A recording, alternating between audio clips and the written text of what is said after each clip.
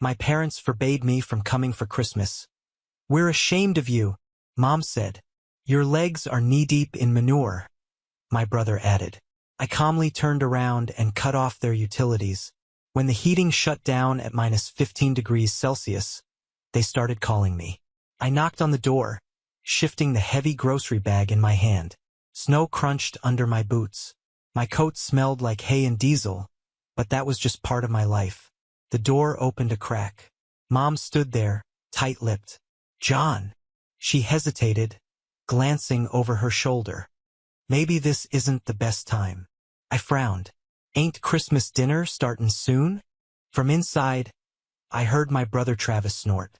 Yeah, for family. I blinked. What? Travis appeared behind Mom, arms crossed over his fancy sweater.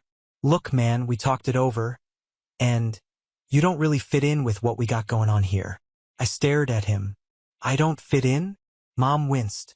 It's just, you always show up smelling like a barn, tracking in mud, wearing those same ripped jeans. I own a barn, I said deadpan. Travis smirked. Exactly. Something cold settled in my chest. I glanced past them. Inside, the house was warm, golden light spilling over a long dinner table covered in food. My niece and nephew were playing by the tree, their little faces bright with laughter. And here I was, standing in the freezing cold, being told I wasn't welcome. Mom sighed. You understand, don't you, honey? We have guests. Important ones. And it'd be easier if I what? I cut in. Didn't embarrass y'all? Travis didn't even flinch. Come on, John, you get it. You're still out there on that land, knee-deep in cow muck, while the rest of us moved up. We've got reputations to maintain. I huffed a laugh. Unbelievable. I own more land than half the folks in this county, I said. I make more money in a month than you do in a year, Travis. But sure, go ahead. Tell me how you're better than me. His smirk faltered, but Mom cut in quickly. It's not about money, sweetheart, she said gently. It's just, well, Travis and his friends, they have a certain image. And, well, you're a little rough around the edges. I exhaled sharply through my nose. Right? I said. Got it. I shifted the bag in my arms. Then, without another word, set it down on the porch. Inside were presents. Expensive ones. Thoughtful ones. I'd spent hours picking them out for these people. Then I turned and walked back to my truck. I sat in my truck, engine rumbling softly, phone pressed to my ear. Yeah, I said, keeping my voice steady. Shut off the electricity and water at 154 Oak Ridge Road. Name on the account? John Callahan. The customer service lady hesitated. Sir, are you sure? The temperatures are dangerously low this week. I exhaled, watching my breath curl in the cold air. Yeah, I'm sure. She clicked away on her keyboard. All right. The request has been processed. The shutdown will take effect in. I hung up before she could finish. They didn't want me in their lives? Fine. Let's see how well they managed without my money. I sat in my truck, watching the house in the rearview mirror, my breath fogging up the windshield. The Christmas lights still twinkled on the front porch, but inside, I knew my family was scrambling. I could already imagine Mom fumbling with the thermostat, Dad cursing under his breath as the power shut off, and Travis. Travis was probably yelling at them to call me. My phone vibrated on the dashboard. Mom calling. I let it ring. Then another. Dad calling. Then another. Mom again.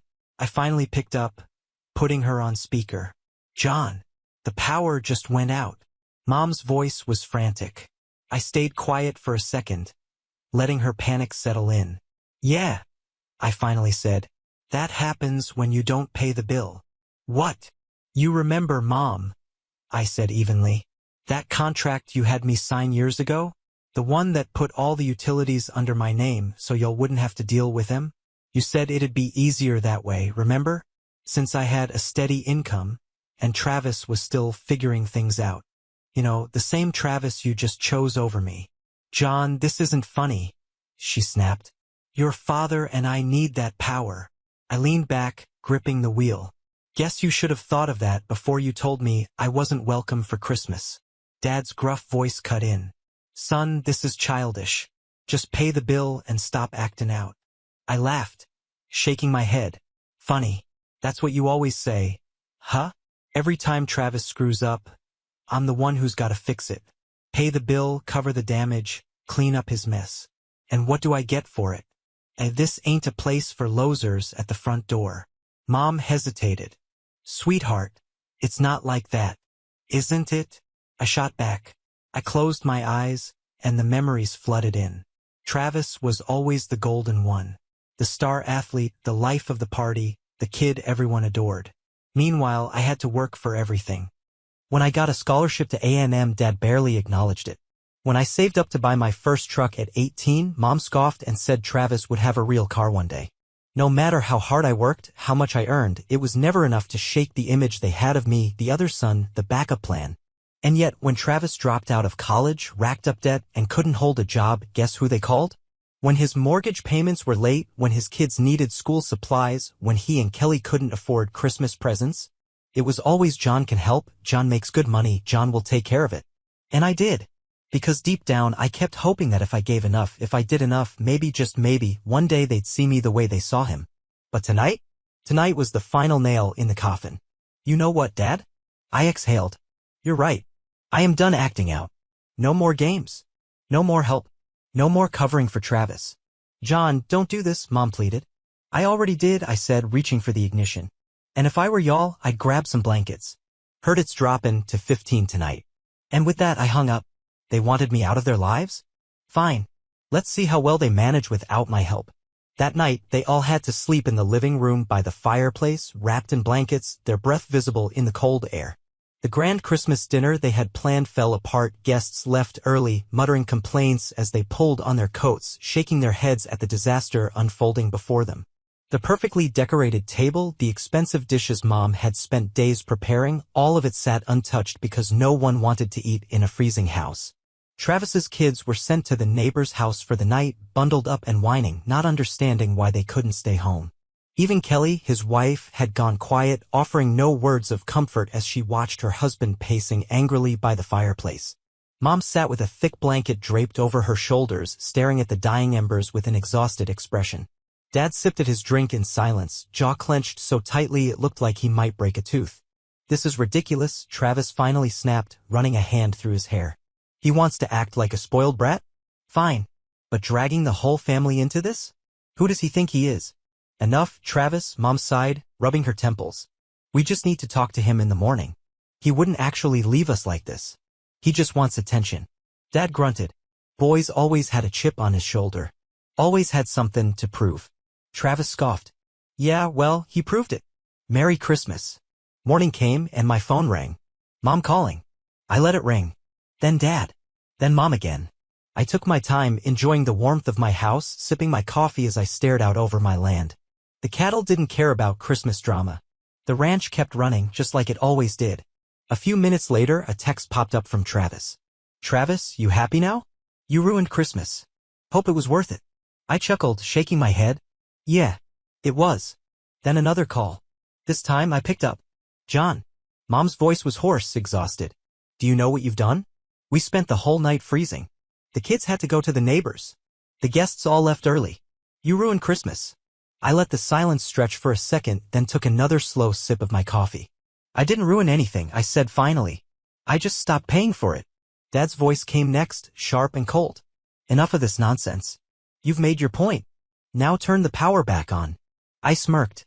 No. Mom let out a shaky breath. John, please. You can't just do this to your own family. I barked out a short laugh. Family? I echoed. That's rich, coming from the people who locked me out on Christmas Eve. Guess that only counted when y'all were the ones doing it, huh? You're being dramatic, Mom tried. Am I? I shot back. Because from where I'm sitting, all I did was finally treat y'all the way you treat me. You know well that's not true. Dad growled. I leaned back in my chair, stretching out my legs. All right, let's go over this real slow then, I said, my voice smooth and even. You needed someone to handle the bills? I did it. You needed the heat fixed? I covered it. You needed someone to make sure Travis's kids had a good Christmas every single year? That was me too. And what did I get for it?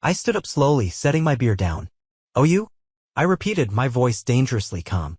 Dad hesitated for a split second but then doubled down. Darn right, you do. After everything we've done for you. I let out a sharp laugh. Everything you've done for me? Travis crossed his arms. Yeah, John. We raised you. We made sure you had food, clothes, a roof over your head. And this is how you repay us. I exhaled, shaking my head. Wow. You really believe that, don't you? He frowned. You think feeding your own kid and putting a roof over his head is some grand favor? I asked, my voice low. That's called being a parent, Travis. It's the bare minimum. You don't get a standing ovation for that. Silence. You want to talk about who owes who? I continued, stepping forward. Let's talk about what I gave you. Who covered the bills when you couldn't pay 'em? Who made sure your kids had everything they needed? Who kept mom and dad's house running when they didn't want to deal with it? Travis looked away. You took everything from me? I said, voice cold. And the one time I say no, suddenly I'm the villain? Dad exhaled sharply. John, son, you're making this bigger than it needs to be. I shook my head. No, I'm finally making it the right size. Mom finally stepped out of the truck. Her eyes tired, voice soft. Sweetheart, please. We don't want this to be the way things are. I turned to her. You don't want this? I asked, and for the first time, my voice wavered slightly. I didn't want this either, but y'all made it real clear where I stand in this family. And I finally got the message. She looked like she wanted to cry. Dad sighed. So what? That's it? You just cut us off? Leave us in the cold? I met his eyes. I finally learned that you only love me when I'm useful to you. I paused, shaking my head. And I ain't interested in that kind of love anymore. Travis muttered a curse under his breath. Dad exhaled sharply. Mom just whispered, John. I walked past them, toward the front door. Before stepping inside, I turned back one last time. Merry Christmas, I said. Then I shut the door. And for the first time in my life, I truly didn't care if they called again. I didn't check my phone the next day. Didn't need to. I already knew how it would go. Mom crying, Dad fuming, Travis cursing my name to anyone who would listen. Same old story, different day. But by midday, when I stepped out onto the porch, I spotted something I hadn't expected. Travis's truck. He was parked at the end of my driveway, pacing in the cold.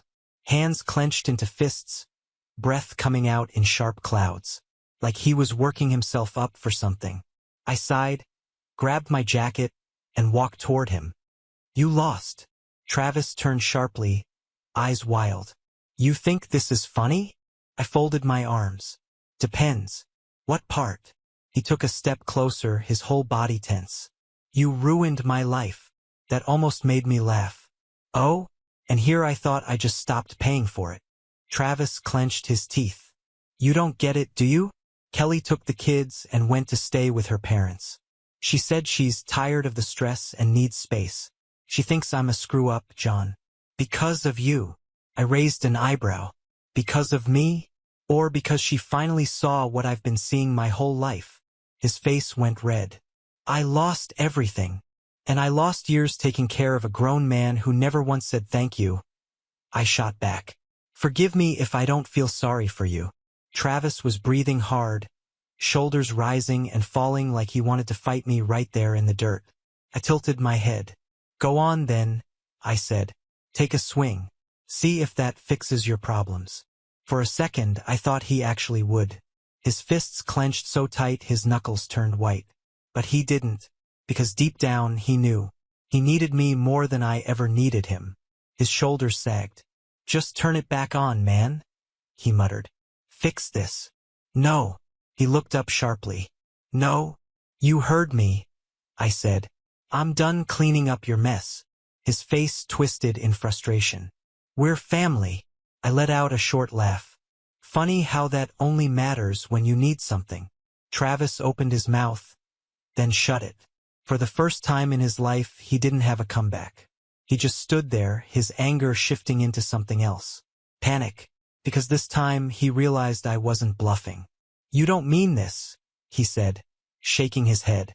You can't. I do, I said simply. And I can.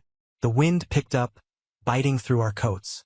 Travis looked away, scuffing his boot against the dirt. Dad's really mad, he muttered.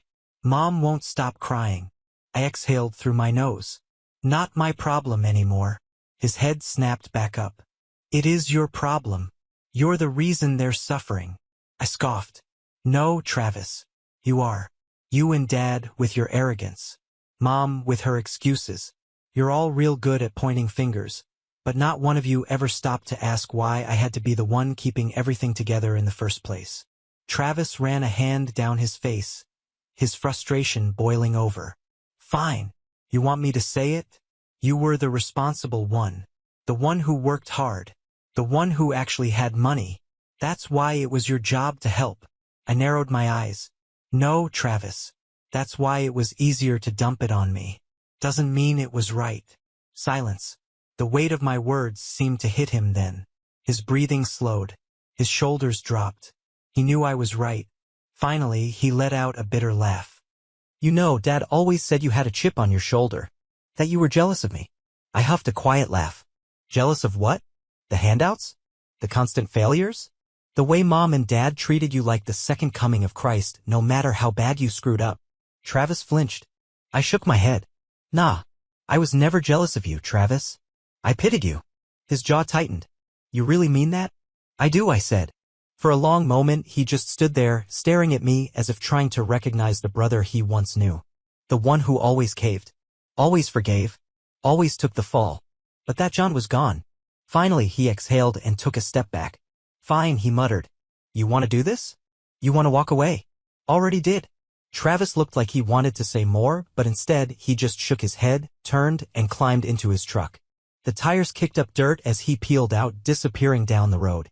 I didn't watch him go. I turned around, walked back up the porch, and shut the door. For the first time in my life, I wasn't the one losing something. I was the one letting go. Update, well, that escalated quickly. Wow. I did not expect this post to blow up the way it did. I've been reading through the comments, and I see that a lot of people have very strong opinions on what I did. Some of you think I went too far.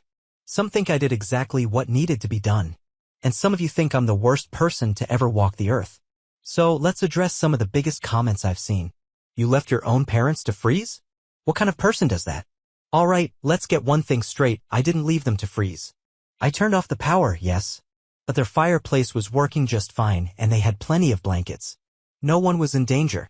If I really wanted to be cruel, I could have done this in the middle of a snowstorm or during an actual emergency. Instead, I chose to do it when they had plenty of options. Also, let's not forget, they were the ones who told me I wasn't welcome on Christmas. They made it clear I wasn't part of the family. So why should my money be? You could have just talked to them instead of pulling a stunt like this. Oh, you sweet summer child. Do you really think I never tried to talk to them? I spent years trying to set boundaries, trying to explain that I wasn't an ATM, trying to tell them I couldn't keep covering everything. You know what happened? Every single time I was met with guilt trips, manipulation, and empty promises that things will change. You know what finally made them realize I was serious? This. They didn't care when I was exhausted from work, struggling to balance my own expenses. But the moment they had to experience even a fraction of what I dealt with for years, suddenly it was a crisis. You should have just cut them off permanently instead of playing games. I get why some people feel that way, but here's the thing, I didn't want to cut them off forever. I just wanted them to finally understand what I'd been dealing with. And guess what? It worked. What happened after? Since a lot of people have been asking for an update, here's how things played out after my last post. On the third day, I turned the power back on. I had no intention of leaving them in the dark forever. I just needed them to get a taste of what life without my financial help would be like. And when I did turn it back on, you know what happened? Nothing bad. No one went bankrupt. No one lost their house. You know what actually happened? They simply adjusted. Turns out, my parents did have enough money to cover the bills, they just didn't want to. They had been using my money to afford luxuries while letting me handle the boring essentials like heating and electricity. Once they realized I wasn't going to be their safety net anymore, they simply started living within their means. They still had a nice house. They still had food on the table. The only difference? They weren't living off of me anymore. And here's the kicker, after about a month, my parents actually apologized. Mom called me and admitted that they had taken me for granted. That they had let Travis influence them too much. that they had been wrong. And honestly, that meant the world to me. For the first time in years, it felt like they actually saw me as more than just a wallet. But did it last? Now here's the part where you all get to place your bets. Because after a few months of peace, guess what started happening? The calls. The little comments. "Oh John, we're just a little short this month. Could you cover the water bill? Just this once." At first, I ignored it. Then, when it didn't stop, I reminded them what happened the last time they tried to treat me like an ATM. They backed off. For now. So, what do you all think? Will history repeat itself? Or did they actually learn their lesson? Place your bets, Reddit.